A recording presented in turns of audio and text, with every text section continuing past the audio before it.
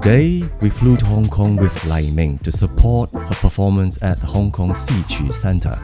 But Lai Ming's journey to this stage has been anything but ordinary. From a surprising exit from Priu to guarding the family of LKY, her life took bold shifts. Even before retirement, she embraced Cantonese opera. Join us to uncover her inspiring, unconventional life guided by her motto, 千金散盡還浮來。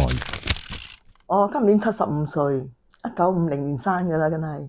我有上高有5個阿姐，跟住我阿哥。到我出世嘅時候呢，我阿媽就嫌我係女仔唔中意，就將我扮成男仔咁樣。一直到我讀小學，先將我扮翻女仔，因為入學一定要做翻女生。咁細嘅時候呢，我就好中意親埋啲男仔玩，所以變咗我性格呢就有少少粗魯咯。咁我小學係讀城堡小學，讀小學嘅時候呢，我個專長就係打籃球。我啲朋友就話我，因為你打籃球，所以你就長得比較高大。咁我細嘅時候呢，我已經跟隨我阿媽一直去睇嗰啲所謂嘅街戲，受到佢影響，我就比較中意粵劇。咁啊，到14歲嗰年就升中學，我就讀華語中學。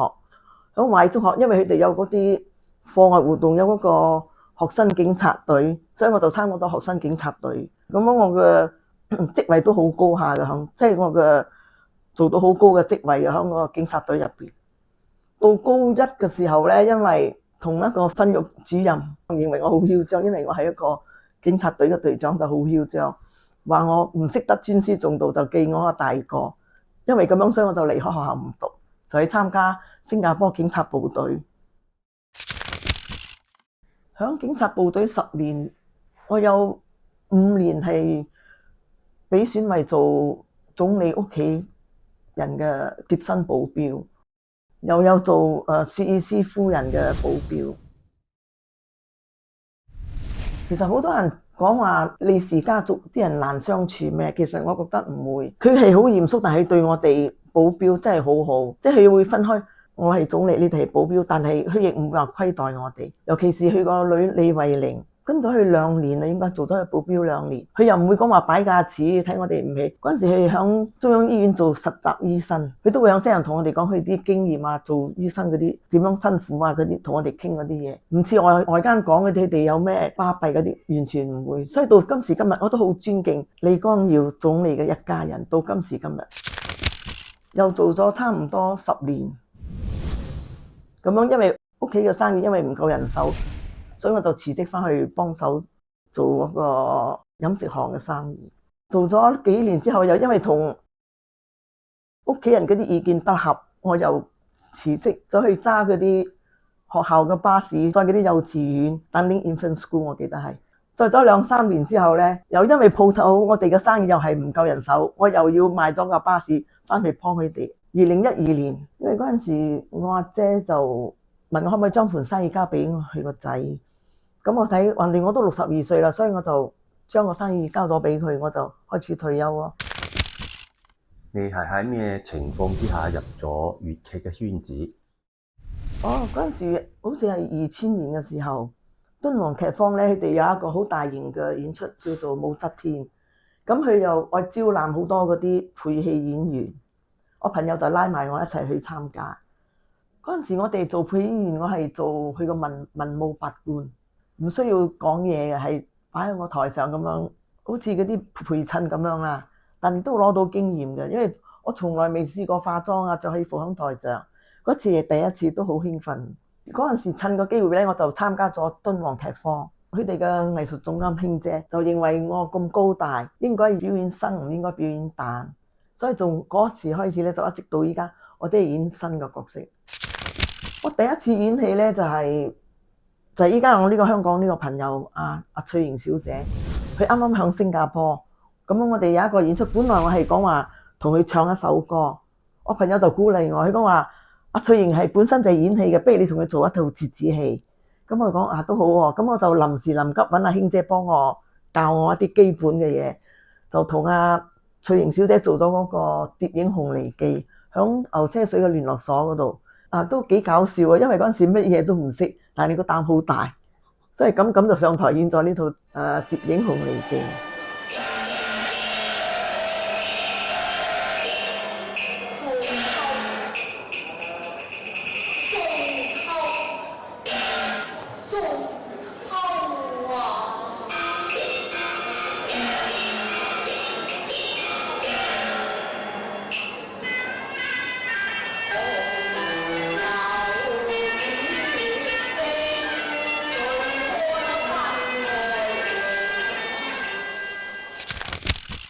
就係有一次係敦煌劇坊幫我主辦嗰個人嘅專場，我演咗4套折子戲，其實我都幾滿意，因為好少有業餘嘅票友有機會做一個專場。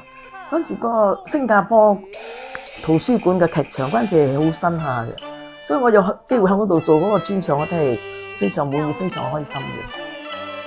有一套係《雷鳴金鼓戰家聲》，一套就係李後主嘅《壽宴》，仲有一套就係《幻覺離恨天》，仲有一套就係林沖嘅《柳亭餞別》。呢4套折子戲都係我最中意，所以我攞嚟做我嘅專場嘅演出。你喺香港參加咗2齣長劇嘅演出，記唔記得喺邊度演出啊？咁排練同服裝上有乜嘢特別嘅地方？喺高山劇院演出，所以佢哋有得到佢哋香港政府嘅贊助，所以我出嘅費用都唔需要好高。而且之前佢哋有一個喺一個好似鄉村嘅地方，佢哋又係政府佢哋嗰度演出，佢就俾呢個機會我喺鄉村嗰度先預演呢個梁山伯祝英台長劇，演晒成套，變咗我已經有個經驗。到好似一個月之後咧，我哋至喺高山劇場正式演出，所以嗰陣時我已經有咗經驗嗰個，變咗就比較混啲咯演出。全套劇差唔多係2個半鐘成，即係從梁山伯點樣遇到祝英台開始，一直影到佢哋兩個變咗化蝶登仙嗰度，我係演咗其中嘅5場，都佔咗差唔多個幾鐘頭嘅我個戲份都。咁我哋又有一個排舞老師幫我哋編排尾場嗰個蝴蝶仔啦，咁佢特登又幫我哋做咗2套嗰個蝴蝶衫啦，係好靚啦。我哋呢一對衫係為得我哋有，到而家都冇人有。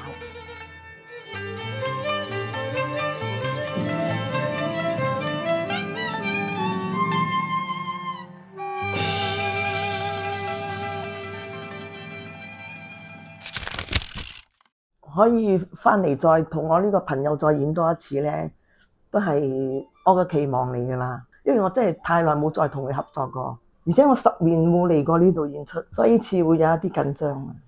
你呢一次嚟到戲曲中心嘅大劇院演出，你嘅心情係點㗎？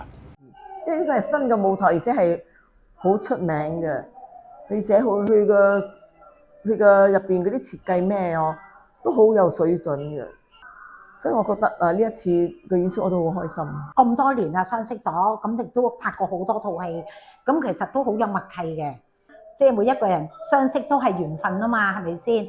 我有一班粵劇界嘅姊妹群，雖然唔可以每一個都嚟香港支持我，但係佢哋幫我設計咗呢套演出嘅服裝，靚唔靚？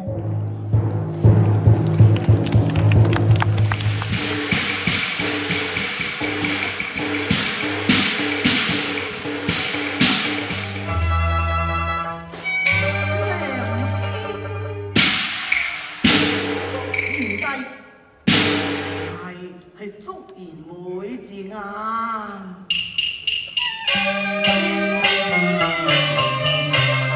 上億山在同窗，面多心，信自風台重裏，夜吹笙妻不過18里長亭，詩與人，不用天台。玉女中，仍在華山近，紅龍夢中尋。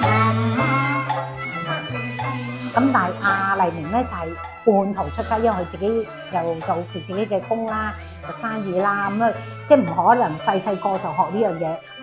好對呢一個藝術能夠可以咁執着啊，咁俾個心機落去咧，已經算係好 perfect 㗎啦，好好㗎啦，係啦。龍鳳麗餅，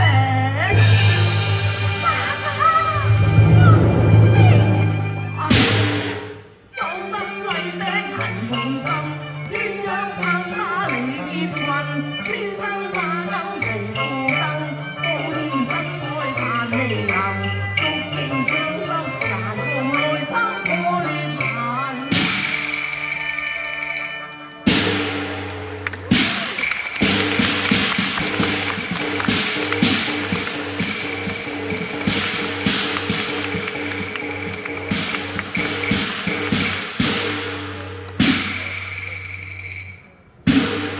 演出好多場，啊，咁你係受咗邊個粵劇演員，或者係邊一出粵劇俾你最大嘅影響？嗰陣時應該係響1975年，我25歲嘅時候，嗰陣時香港好出名嗰啲龍劍生同梅詩詩嚟新加坡演出好多，喺牛車水劇場演好多場。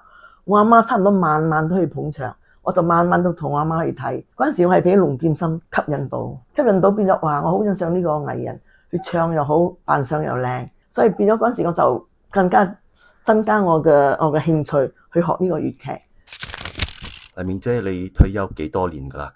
你可唔可以分享你退休之後嘅心情？我退休嗰陣時應該係2012年62歲嗰年啊，因為我係對粵劇好執着，所以我第一樣一定去學粵劇。我退休嗰期間咧，我將我啲興趣咧專注喺我啲粵劇嘅演出。喺東樂劇坊我就拜胡桂興紳士去太平紳士為師，我嘅開山師傅佢算係。10年過後，因為或者興趣淡咗，我就暫停咗，就冇再學粵劇。但係2年之後咧，我又遇到個朋友，佢係凌東明老師啲學生，佢又拉我入去凌東明個粵劇中心嗰度，我又再開始對粵劇有返興趣，就一直學到今時今日咯。你自己會唔會擔心你嘅經濟或者你嘅錢夠唔夠用呢？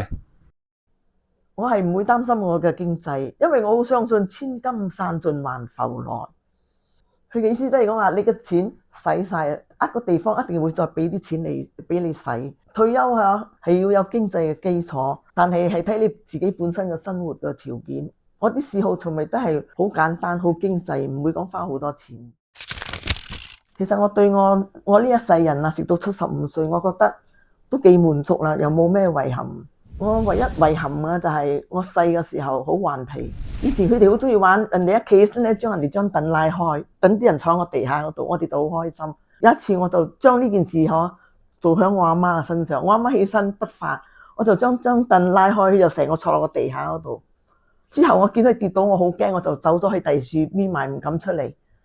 後尾我啲阿姐同我講，阿媽喺嗰度喊，而且佢食完飯仲要出去做工，佢出門之前佢仲嗰陣時俾我哋2毫子，佢依然佢冇鬧我又冇嬲我，依然俾我2毫子俾我哋買零食。所以嗰一次我就忽然間感到點解我要咁樣做，佢都冇怪我冇咩，所以一直到今時今日我仲覺得好遺憾，好過意唔去做呢一件事，喺我心入邊一直好難平復。如果你會活到100歲，你會點去面對未來嘅25年呢？其實咧，我真係冇諗到會食到100歲。就算我真係食到嗰個年齡咧，我就希望我真係可以健健康康，繼續我啲粵劇，繼續我唱歌，繼續打麻將，繼續同可以朋友去飲下茶啊、傾下偈啊，咁樣我好滿足。我冇咩大嘅規劃啦。其實咧，我覺得我哋一定要有正能量去面對生活，只要你有正能量，乜嘢都係好嘅，我覺得。但最主要都係健康啦，你一定要有健康，你乜嘢都冇問題噶啦。